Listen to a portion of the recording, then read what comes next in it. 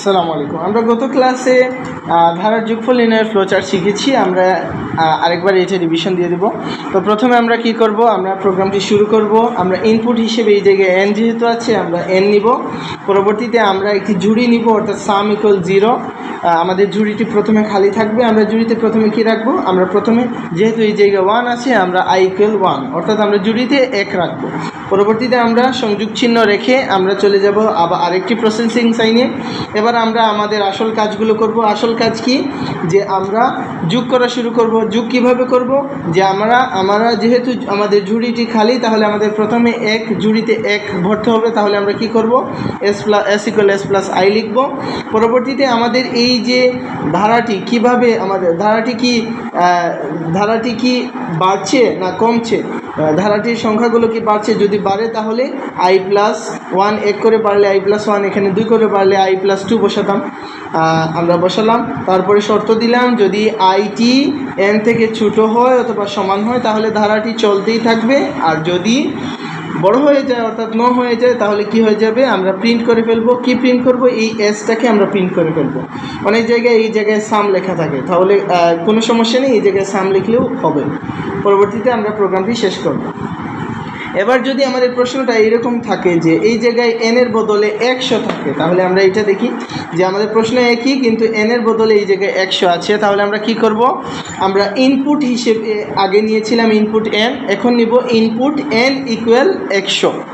তারপরে কি করব, আগের মতোই হুবহু সেম, শুধু এই জায়গায় আমরা আগে শর্তের মধ্যে দিয়েছিলাম যে i n থেকে ছোটো হবে অথবা সমান হবে, এখন দিব 100 থেকে ছোটো হবে অথবা সমান হবে। তাহলে আমরা দেখতে পাচ্ছি হুবহু একই রকম ধারা, শুধুমাত্র n এর বদলে এখন 100 এসেছে। পরবর্তীতে আমরা এইরকম এই একই নিয়মে আমরা অনেক ধরনের ধারার অঙ্ক করতে পারি। আমরা যদি এইভাবে প্রশ্ন থাকে যে 2 + 4 + 6 + ... প্লাস n সংখ্যাটির কি করব, ফ্লোচার্ট নির্ণয় করব। আমরা কি করব, প্রথমে স্টার্ট, পরবর্তীতে আমরা কি করব, আমরা ইনপুট নিব।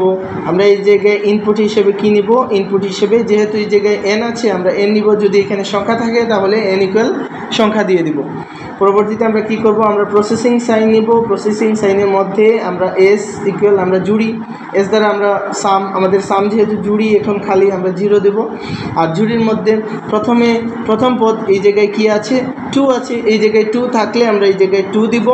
পরে আমরা একটি সংযোগ চিহ্ন রেখে আমরা আরেকটি প্রসেসিং সাইন দিব। এই জায়গায় আমরা কি করব, s equal s plus i।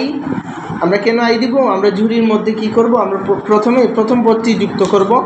পরে আমরা কি করব, i ইকুয়াল এই জায়গায় 2 করে বাড়তেছে, তাহলে আমরা কি করব, i প্লাস 2 দিব। আর শর্তটা কি দিব, শর্তটা দিব যে i n থেকে ছোটো অথবা কি সমান, n থেকে ছোটো অথবা সমান। তাহলে আমরা n থেকে ছোটো i n থেকে ছোটো হবে অথবা সমান হবে। যদি yes হয় তাহলে আমাদের প্রোগ্রামটি কি হতে থাকবে, চলতে থাকবে। আর যদি ন হয় তাহলে আমাদের প্রোগ্রামটি আমরা প্রিন্ট করে ফেলবো। প্রিন্ট করব, আমরা যোগফল, এই জায়গায় আমি যোগফল s দ্বারা বুঝিয়েছি, অনেক জায়গায় সাম থাকে, তাহলে আমরা s যেহেতু দিয়েছি আমরা এখানে s দিব। পরবর্তীতে আমরা কি করব, আমরা প্রোগ্রামটি শেষ করে নেব। এইভাবে যদি এখন আমাদের প্রশ্নটি যদি এইভাবে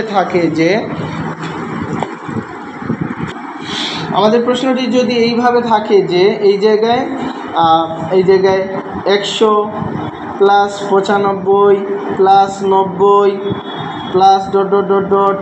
এই জায়গায় যদি n দেই তাহলে আমরা কি করব, এইটার ফ্লোচার্ট করব। কিভাবে করব, আমরা প্রথমে স্টার্ট দিব, পরে আমরা কি করব, আমরা এই জায়গায় ইনপুট নিব। আমরা কি ইনপুট নিব, এই জায়গায় ইনপুট নেওয়াটা জরুরি না, অনেক জায়গায় ইনপুট নেয় না, না নিলেও হয়।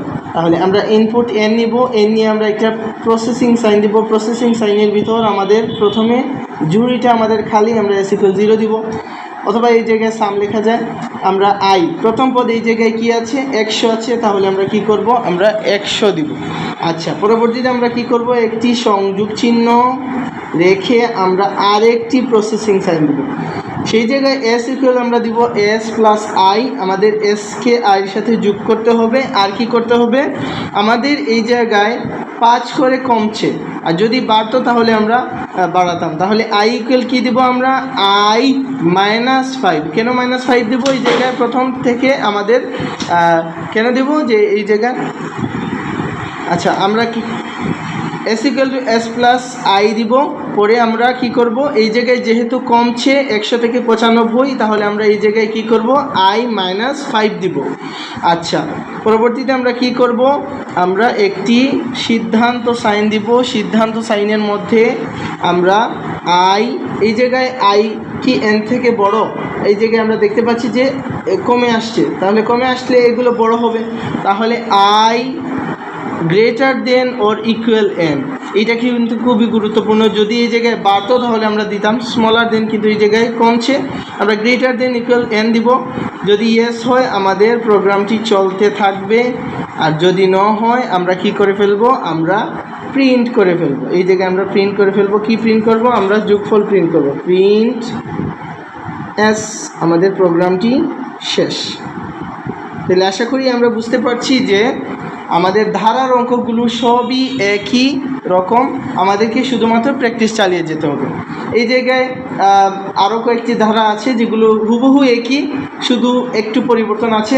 তাহলে আমরা এইটা ইনশাল্লাহ বারবার প্র্যাকটিস করব যাতে আমাদের এগুলো আয়ত্তে আসে যায়। এগুলো পরীক্ষাতে খুব বেশি আসে এবং এগুলো খুব বেশি গুরুত্বপূর্ণ।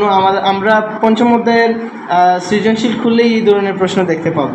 তাহলে আশা করি সবাই বুঝতে পেরেছ।